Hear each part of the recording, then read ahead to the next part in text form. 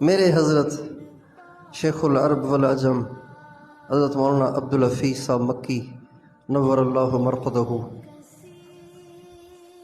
مثالی عاشق تھے۔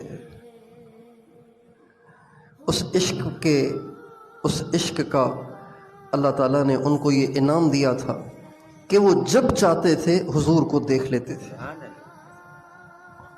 دن ہو رات ہو، سوئے ہوئے ہوں یا بیداری ہو، بس آنکھ بند کرتے تھے اور سرکار کو دیکھ لیا کرتے تھے۔ دل کے آئینے میں ہے تصویر یار، جوں ذرا گردن جھکائی دیکھ لی۔ اور یہ میری بات نہیں ہے، یہ کتب الاقطاب شیخ الحدیث حضرت مولانا محمد زکریا صاحب رحمۃ اللہ علیہ اس کے گواہ تھے۔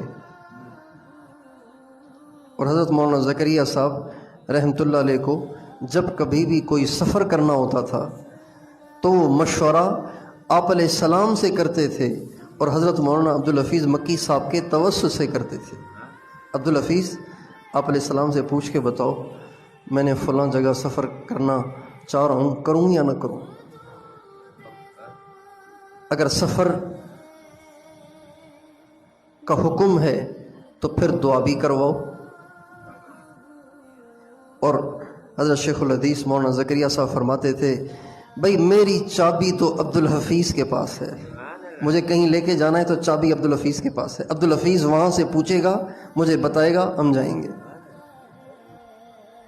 میں نے ان سے ایک دفعہ پوچھا کہ حضرت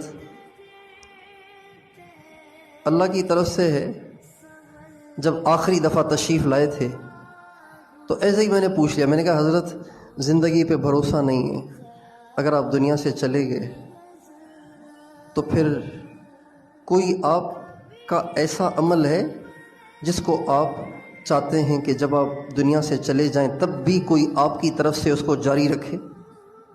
کوئی آپ کا ایسا عمل ہو تو مجھے ارشاد فرما دیں، خادم حاضر ہے۔ تو فرمانے لگے ہاں، صبح شام حضور پہ درود پڑھنا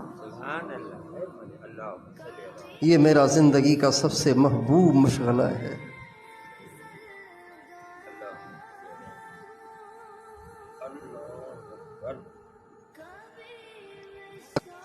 حضرت شاہ عبداللطیف بھٹائی فرماتے ہیں کہ آج خانقاہیں خالی ہیں، وہ لوگ کہاں چلے گئے جو نظر ڈال کے دل کو زندہ کر لیا کرتے تھے۔